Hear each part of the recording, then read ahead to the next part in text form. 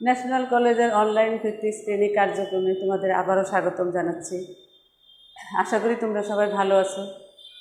আজ থেকে তো তোমাদের আবার পরীক্ষা সেকেন্ডারি যারা উঠেছ। এখন আইসিটিতে তোমাদের সিলেবাসটা জানি না স্যার বলেছে কি না। তোমরা দ্বিতীয় অধ্যায়, তৃতীয় অধ্যায় আর ষষ্ঠ অধ্যায়, এই 3 অধ্যায়ের উপর সৃজনশীল 50 মার্কসের একটা পরীক্ষা দিবা। অতএব বুঝতেই পারছো যে প্রত্যেকটা চ্যাপ্টারে ইম্পর্ট্যান্ট অন্তত 2টা করে প্রশ্ন থাকবে। আর এই ষষ্ঠ অধ্যায় ক্লাসে যা পড়িয়েছি তার বাইরে কিছুই থাকবে না। আজকে আমরা আবারও ষষ্ঠ অধ্যায়ে কিছু বিষয় নিয়ে আলোচনা করছি। আজকের আলোচ্য বিষয়টা দেখো, আলোচ্য বিষয় RDBMS কি, বৈশিষ্ট্য সুবিধা, SQLটা পড়াবো।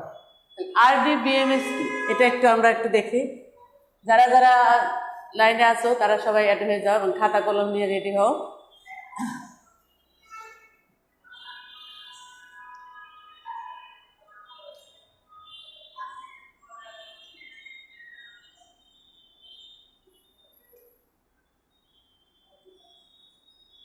কি RDBMS কি? রিলেশনাল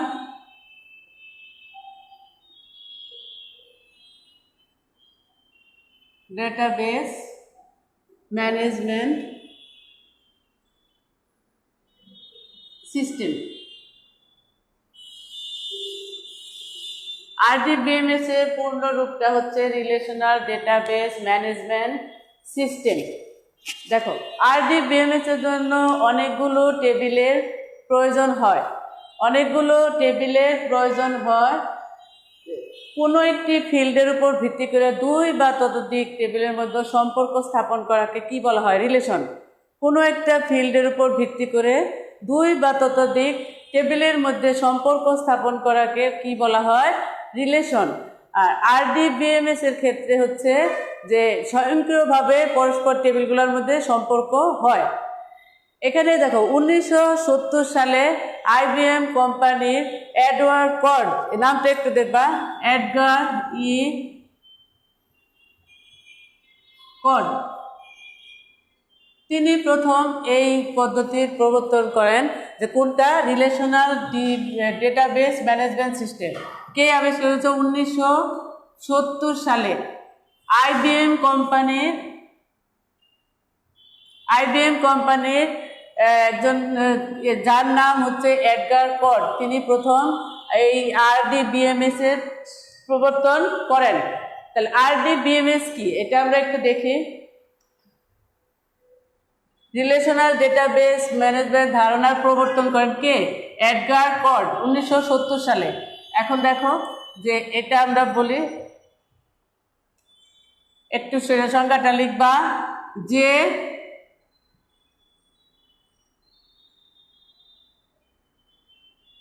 ডেটাবেস টেবিলগুলো গাণিতিক সূত্রের মাধ্যমে প্রতিষ্ঠিত। গাণিতিক সূত্রের মাধ্যমে প্রতিষ্ঠিত এবং স্বয়ংক্রিয়ভাবে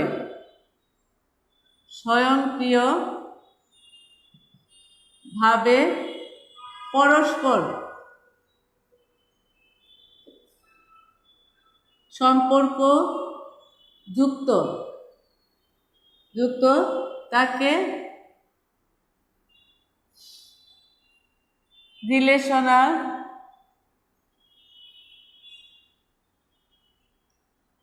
ডেটাবেস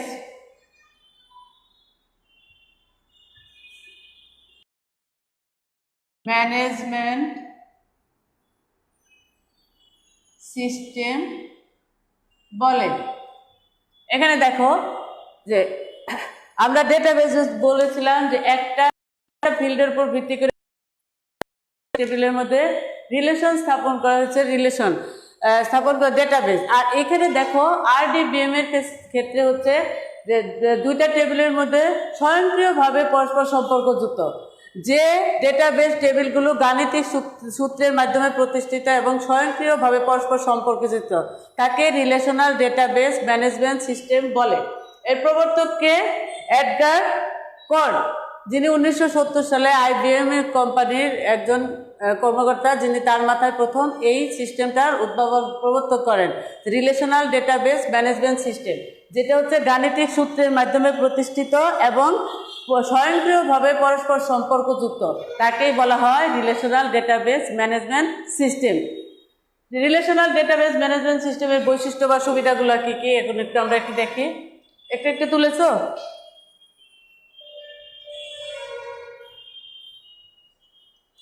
ক্লাসটা একটু তুলে নাও।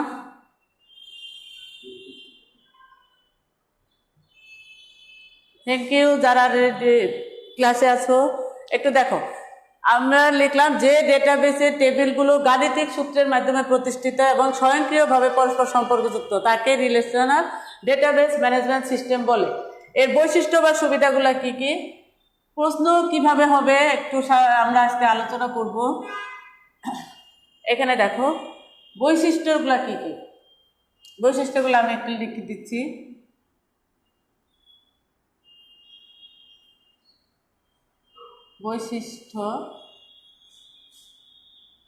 বৈশিষ্ট্যগুলো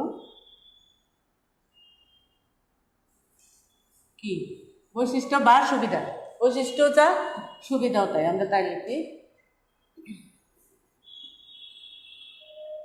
বৈশিষ্ট্য অবলিক সুবিধা। এখানে দেখো 1 নম্বর, সহজে টেবিল তৈরি করে ডেটা এন্ট্রি দেওয়া যায়। রিলেশনাল ডেটাবেজের প্রথম বৈশিষ্ট্য আমরা লিখলাম, সহজেই টেবিল তৈরি করে ডেটা এন্ট্রি করা যায়, ডেটা এন্ট্রি দেওয়া যায় বা করা যায়, ডেটা এন্ট্রি করা যায়। তারপরে 2 নম্বর দেখো, এক ডেটাবেস টেবিল থেকে ডেটাবেস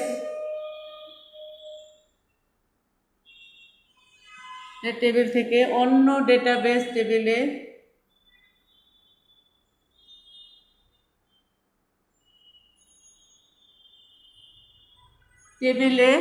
তথ্য আদান প্রদান করা যায়।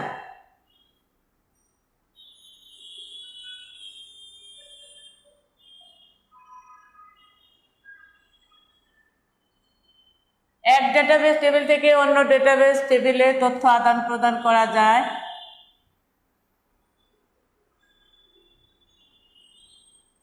একাধিক ডেটাবেস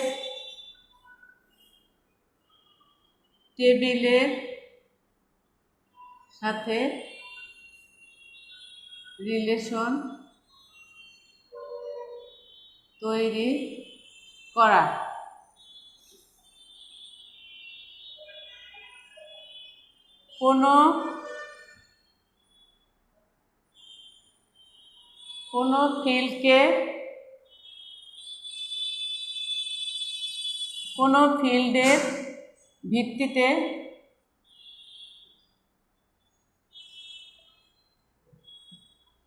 কোনো ফিল্ডের ভিত্তিতে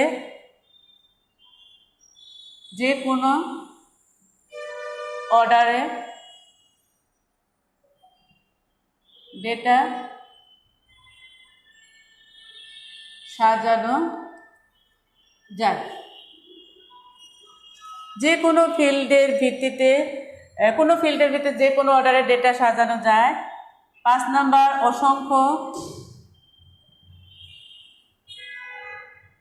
অসংখ্য ডেটার মধ্য থেকে সহজেই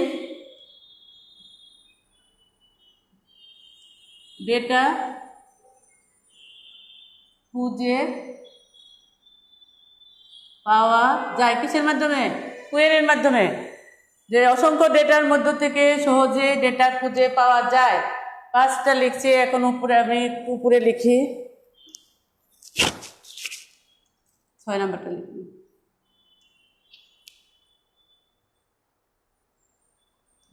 ডেটা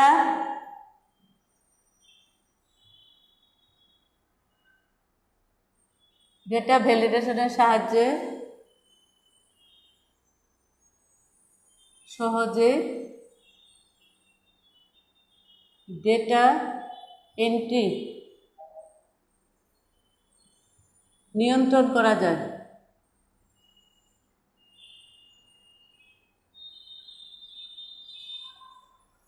দেখো এখানে 6টা লিখেছি, আমাদের 10-12টা বৈশিষ্ট্য লিখতে হবে, কারণ 3 কিংবা 4-এর প্রশ্ন হবে।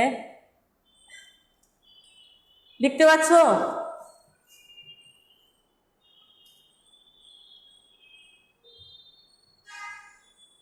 ডেটা ভ্যালিডেশনের সাহায্যে সহজে ডেটা এন্ট্রি করা যায়, এটা এন্ট্রি নিয়ন্ত্রণ করা যায়। তারপরে দেখো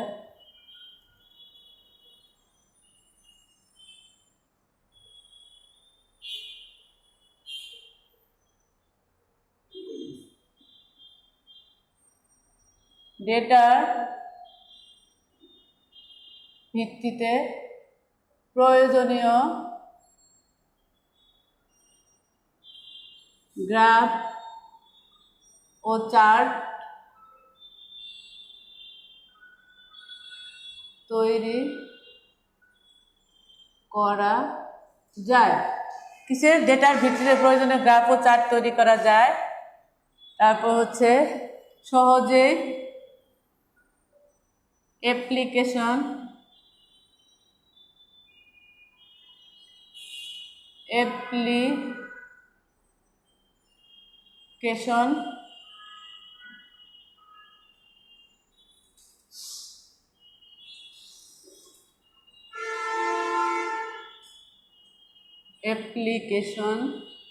সফটওয়্যার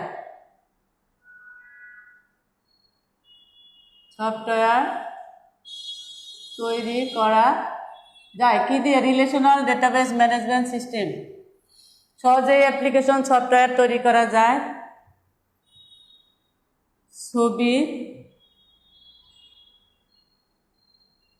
সংযোজন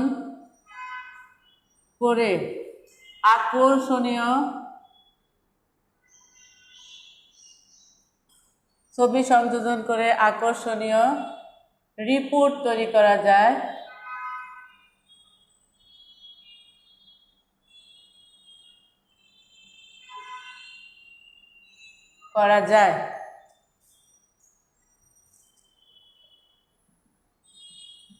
দশ 12টা পয়েন্ট পড়লেই হবে।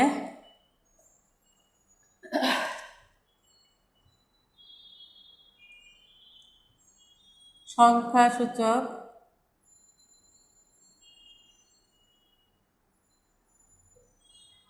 ডেটার উপর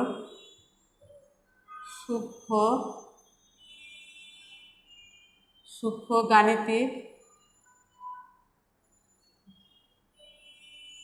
কাজ করা যায়।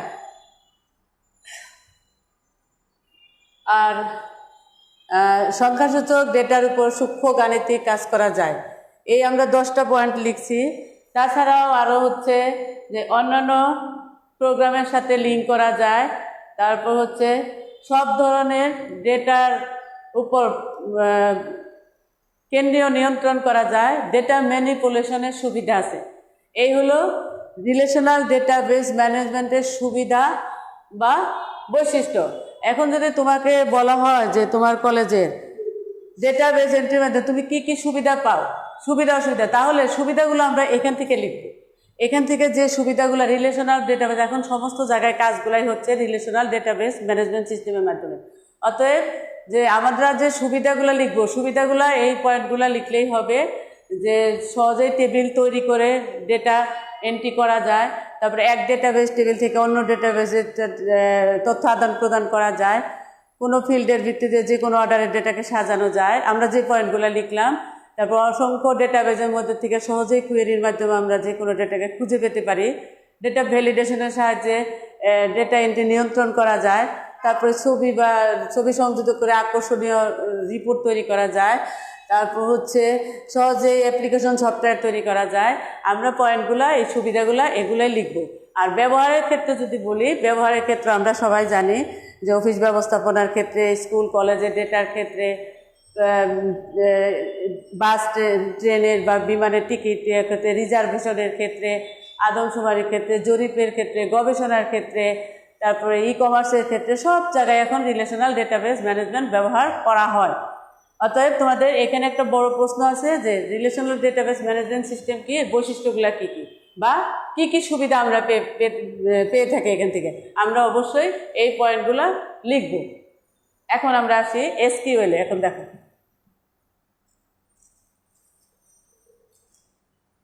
এটা যদিও একটা আগে পড়ানোর কথা ছিল, কিন্তু আমরা পরে দেখলাম। এসকিউএল, আচ্ছা আমরা 6টা লিখছিলাম কোয়েরি, 4টা পড়িয়েছি। 5 নাম্বারটা কি, আনম্যাচড কোয়েরি। যে কোনো শর্ত সাপেক্ষে কোনো টেবিলের ডেটা যদি, একটা টেবিলের ডেটা যদি অন্য টেবিলের সাথে ম্যাচ না হয় তাকে কিন্তু বলা হয় আনম্যাচড কোয়েরি। যে কোনো শর্ত সাপেক্ষে ডেটাগুলো, একটা টেবিলের ডেটা যদি অন্য টেবিলের সাথে ম্যাচ না হয় তাকেই বলা হয় আনম্যাচড কোয়েরি। এটা হচ্ছে এখন আমরা যে 6 নাম্বার ছিল এসকিউএল। এসকিউএল স্ট্রাকচার, এটা পূর্ণ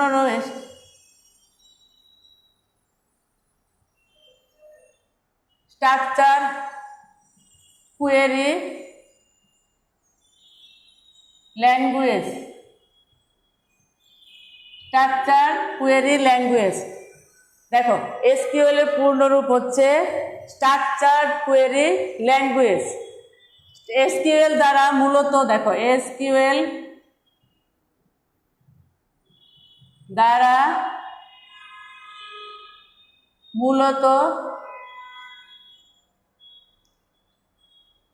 ডেটা ম্যানিপুলেশন,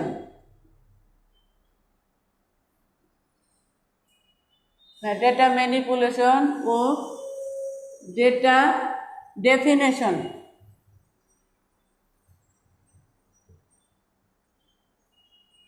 এসকিউএল দ্বারা মূলত data manipulation, data definition language হিসাবে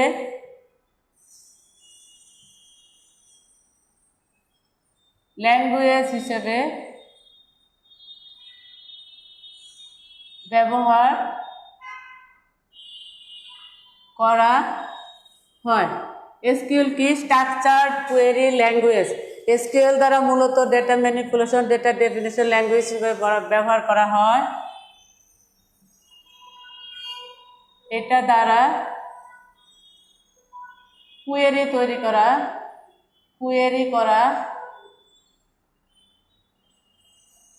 ডেটা আপডেট করা,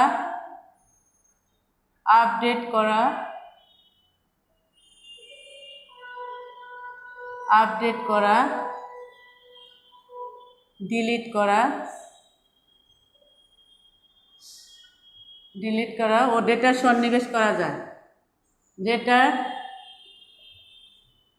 সন্নিবেশ করা যায়। একটু দেখো, এসকিউএল দ্বারা মূলত data manipulation, data definition language হিসেবে ব্যবহার করা হয়। এর দ্বারা কোয়েরি করা হয়, ডেটা আপডেট করা হয়, ডিলিট করা হয়, ডেটা সন্নিবেশ করা যায়।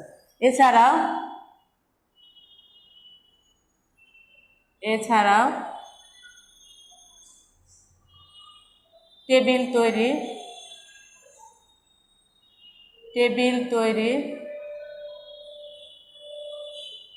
ফর্ম তৈরি,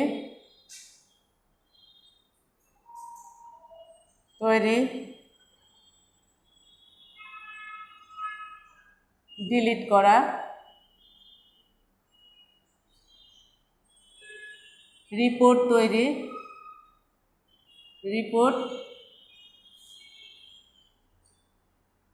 তৈরি করা হয়। তাহলে আমরা দেখো এসকিউএল দ্বারা কি করি। এসকিউএল দ্বারা হচ্ছে স্ট্রাকচার কোয়েরি ল্যাঙ্গুয়েজ। এসকিউএল দ্বারা মূলত ডেটা ম্যানিপুলেশন ও ডেটা ডেফিনেশন ল্যাঙ্গুয়েজ হিসেবে ব্যবহার করা হয়। এছাড়া এর দ্বারা কোয়েরি করা হয়, ডেটা আপডেট করা হয়, ডিলিট করা হয়, ডেটা সন্নিবেশ করা যায়। এছাড়াও টেবিল তৈরি করা যায়, টেবিল ফর্ম তৈরি করা যায়, টেবিল ডিলিট করা যায়, ফর্ম ডিলিট করা যায় এবং রিপোর্ট তৈরি করা যায়। এই হচ্ছে স্ট্রাকচার কোয়েরি ল্যাঙ্গুয়েজ। এখানে দেখো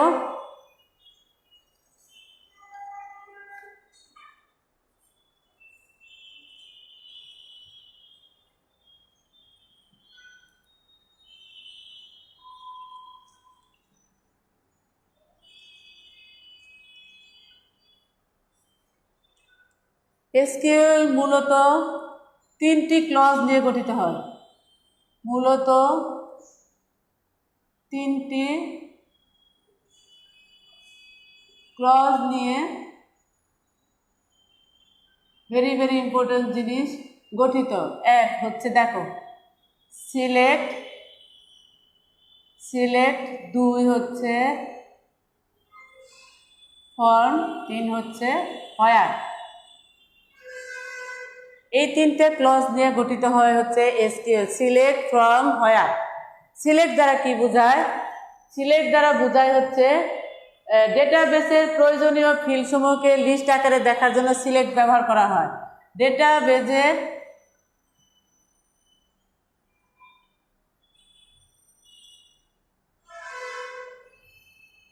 প্রয়োজনীয়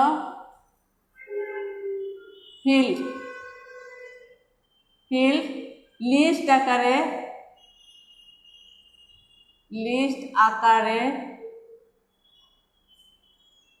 দেখার জন্য সিলেক্ট ব্যবহার করা হয়।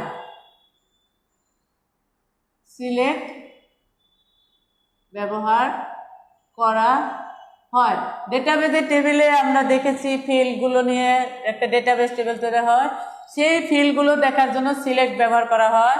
ফর্ম হচ্ছে টেবিলের নাম, ফর্মের পরে বসবে টেবিলের নাম। আর হোয়ারের পরে হচ্ছে কোনো শর্ত আরোপ করা, কোনো শর্ত আরোপ করা বোঝায়। দেখো এই তিনটে ভেরি ভেরি ইম্পর্টেন্ট। এখানে হচ্ছে যে মূলত তিনটি ক্লজ দিয়ে এসকিউএল গঠিত হয়। এসকিউএল এর ক্ষেত্রে দেখো সিলেক্ট হচ্ছে ডেটাবেসের প্রয়োজনীয় ফিল্ডগুলোকে লিস্ট আকারে দেখার জন্য সিলেক্ট ব্যবহার করা হয়। তারপরে ফর্মের পরে বসবে টেবিলের নাম, হোয়ারের পরে কোনো শর্ত আরোপ করা হলে সেটা সেখানে যে শর্ত দেওয়া হলে সেখানে বোঝাবে, শর্তটা হবে হোয়ারের পরে। এখন আমরা একটু দেখি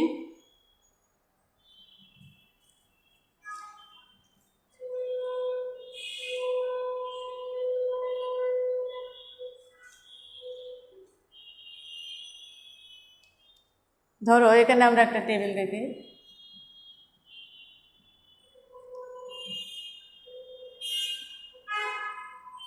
টেবিলের নাম দিব স্টুডেন্ট, ইনফরমেশন দিতে পারো, স্টুডেন্ট দিতে পারো।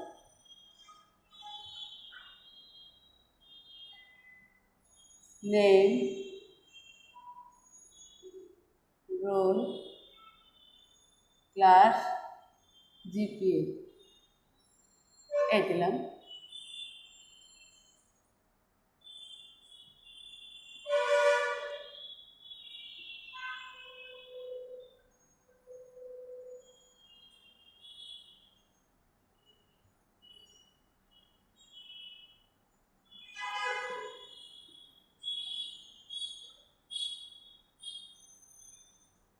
এই একটা টেবিল, এখানে দেখো যে এই টেবিলের মধ্যে সিলেক্ট কোনগুলা, যে ফিল্ড যেগুলো প্রয়োজনীয় ফিল্ড যেটা দেখানো হয় সেটা হচ্ছে সিলেক্ট। এই যে টেবিলের যে উপরে ফিল্ডগুলো আছে সেগুলো হচ্ছে সিলেক্ট। আর স্টুডেন্ট হলো ফর্ম, এখানে যদি কোনো শর্ত দেওয়া থাকে সেটা হবে হোয়ার। এখন দেখো এই টেবিলটাকে আনার জন্য আমরা কি এসকিউএল লিখলে এই টেবিলটা আসবে। এখানে দেখো সিলেক্ট,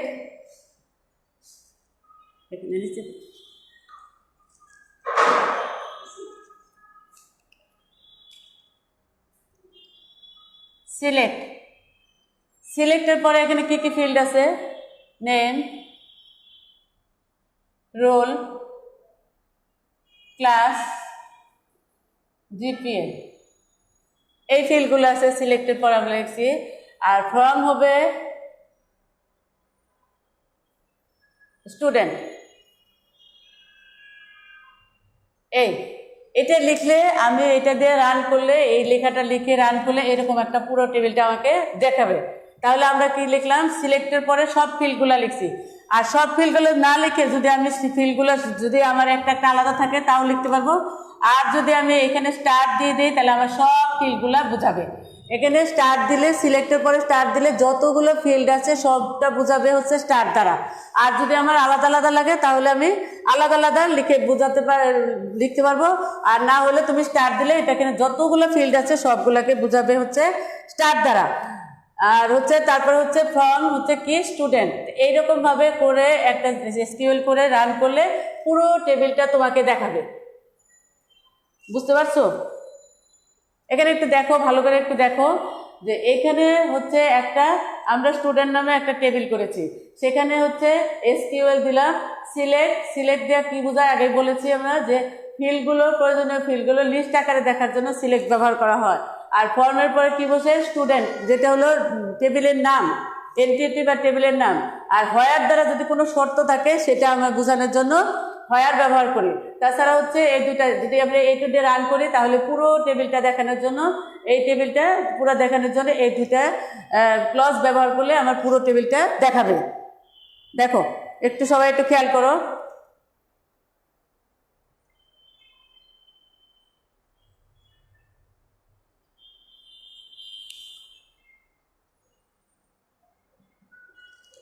হয়েছে? এবারে দেখো,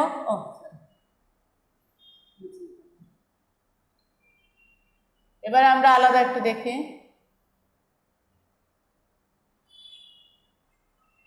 ফাইভ, ফোর, এখানে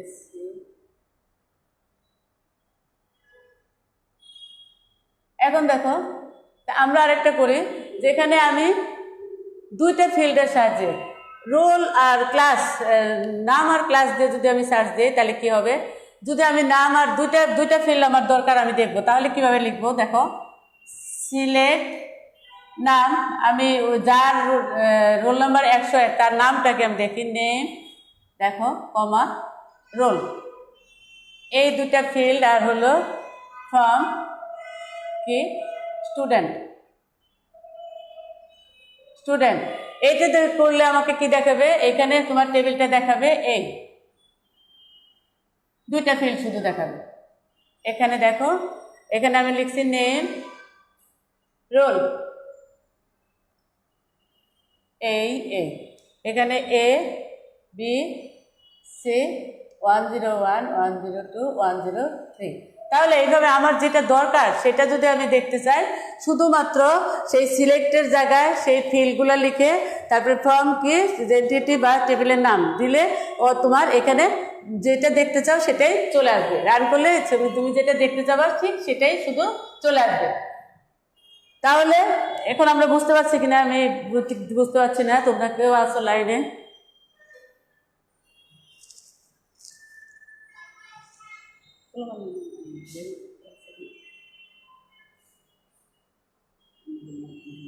কিছু বুঝে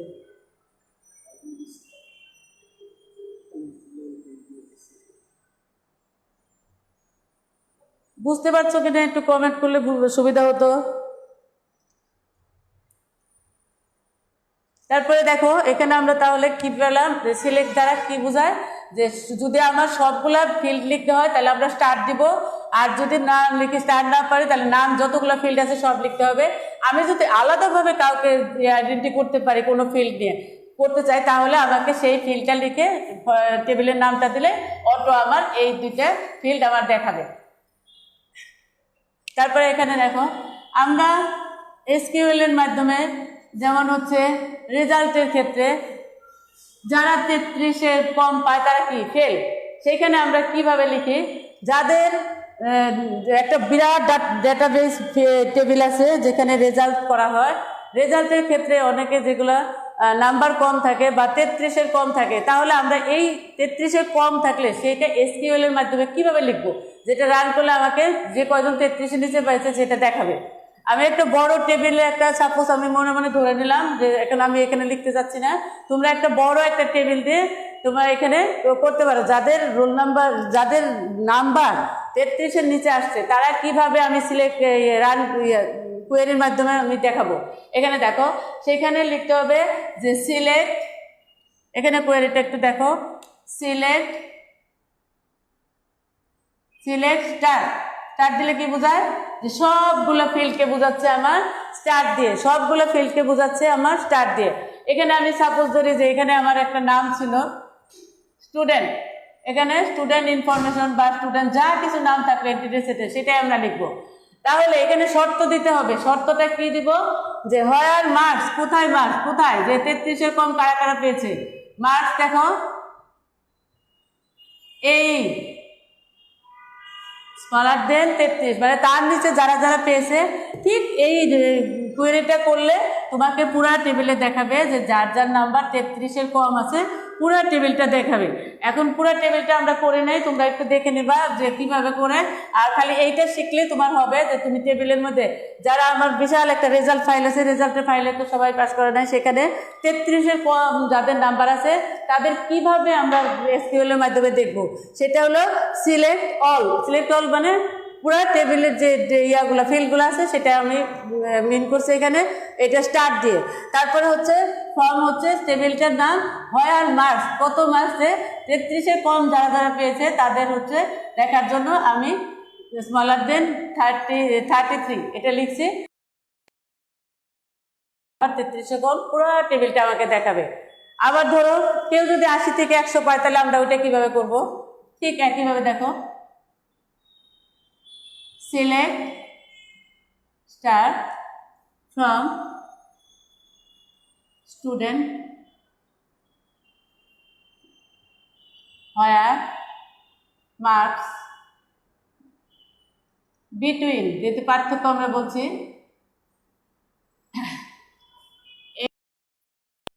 and 100। এই যারা যারা 80 থেকে 100 পেয়েছে তাদের এসকিউএল এর মাধ্যমে কিভাবে আমরা দেখব। দেখো একটা হচ্ছে যারা 33-এর কম পেয়েছে, একটা বড় ডেটাবেস টেবিল থেকে আমরা রেজাল্ট শিটের থেকে বের করলাম কোনটা, যে 33-এর কম কে কে পেয়েছে। সেই জন্য আমি এইভাবে লিখলাম যে সিলেক্ট স্টার মানে সবগুলো ফিল্ড, ফর্ম হচ্ছে টেবিলের নামটা, হোয়ার মার্কস কত 33-এর নিচে। আবার এখানে আমরা দেখছি যে সিলেক্ট অল, আবার এখানে আরেকটা হচ্ছে, আরেকটা আমি দেখালাম যে যারা 80 থেকে 100 পেয়েছে। আবার যদি জিপিএ 5 দেওয়া হয় তাহলে স্টুডেন্ট ফর্ম এখানে হোয়ার জিপিএ সমান সমান 5, এটা লিখলেই তোমার পুরা যে কজন জিপিএ 5 পাবে সেটা দেখাবে। আশা করি বুঝতে পারছো। আমরা আরেকটা এসকিউএল আরেকটা দেখাই, এটা একটু দেখো, এটা একটু সবাই তুলে নাও। আরেকটা টেবিল একে আমি একটু দেখাতে চাচ্ছি।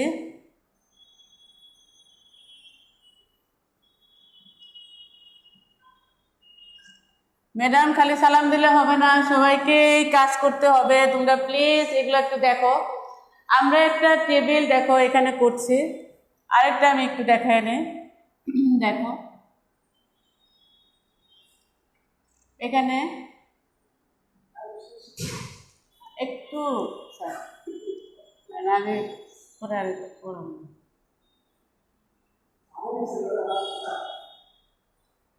আইডি নাম্বার,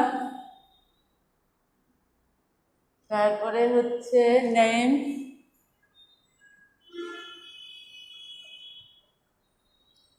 তারপরে স্যালারি, ডেজিগনেশন,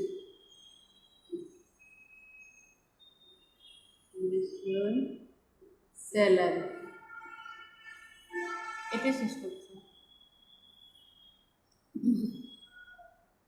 আইডি নাম্বার ধরো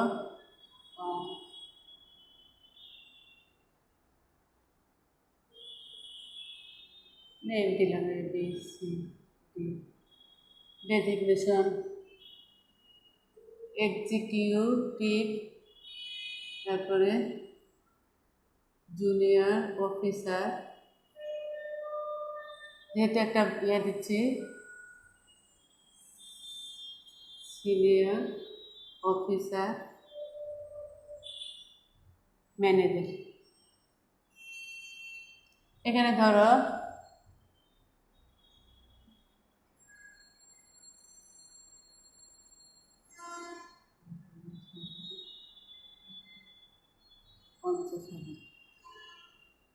এখানে দেখো যে এরকম প্রশ্ন হতে পারে যাদের স্যালারি 40,000 টাকার উপরে আছে সেটা এসকিউএল এর মাধ্যমে দেখাও।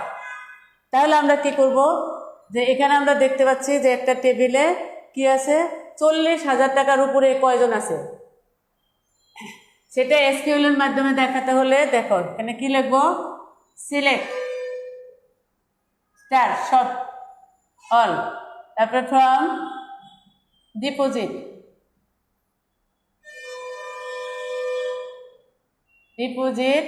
তারপরে হয়ার কি হবে বলো, হয়ার স্যালারি, এই 40,000 টাকার উপরে যাদের স্যালারি আছে তাদের শো করবে, এইভাবে রান করলে শো করবে যে এইখানে যে 40,000 টাকার উপরে কয়জনের স্যালারি আছে। সিলেক্ট, আমি কি দিলাম, সবগুলো ডেটা ফিল্ডগুলো সিলেক্ট অল দিয়ে বোঝায় হচ্ছে সবগুলো ফিল্ড, তারপর ফর্ম হচ্ছে টেবিলটার নাম, আর হয়ার হচ্ছে শর্তটা কি, হয়ার স্যালারি কোথায়, 40,000 টাকার উপরে। আমরা যেটা আগে দেখালাম সেটা হলো 33-এর নিচে যারা পেয়েছে তাহলে স্মলার দেন, আর এগুলো গ্রেটার দেন। দেখো 40,000 টাকার উপরে যারা পেয়েছে তাদের রান করলে পুরো টেবিলটাকে 40,000 টাকার উপরে যে কজন আছে সবাইকে দেখাবে। এইভাবে হচ্ছে তোমার এসকিউএল এর মাধ্যমে টেবিলের ক্লজগুলো দেখানোর জন্য এসকিউএল এর মাধ্যমে করা হয় এইভাবে, যে 3টা ক্লজ সিলেক্ট ফ্রম হয়ার। আশা করি বুঝতে পারছো। আর আমি আগেও বলছি এবারও বলছি যে তোমাদের যারা সেকেন্ড ইয়ারে পরীক্ষা দিবা, যারা বোর্ড পরীক্ষা দিবে তাদের জন্য তো পুরা বই সিলেবাস, পুরা বইয়ের উপর পরীক্ষা হবে। আর যারা সেকেন্ড ইয়ারে উঠছো, সেকেন্ড ইয়ারে যারা পরীক্ষা দিবে তাদের জন্য অনলাইন টেস্টে 2য় অধ্যায়, 3য় অধ্যায় আর 6ষ্ঠ অধ্যায়, এই 3টা অধ্যায়ে 6টা প্রশ্ন থাকবে, 5টা প্রশ্নের আনসার করতে হবে। অতএব তুমি কোনো চ্যাপ্টারই বাদ দিয়ে যেতে পারবে না, কারণ 6টা প্রশ্ন মধ্যে তোমাকে 5টা আনসার করতে হবে। অতএব এই চ্যাপ্টারে যা পড়িয়েছি তার বাইরে একটা প্রশ্নও হবে না, তুমি যদি পুরাটা ভালো করে দেখে থাকো অবশ্যই আনসার করতে পারবা। আজ এখানে শেষ করছি, পরবর্তী নেক্সট ক্লাসে আমরা অন্য একটা চ্যাপ্টার পড়াবো। সবাই ভালো থাকবে, সুস্থ থাকো।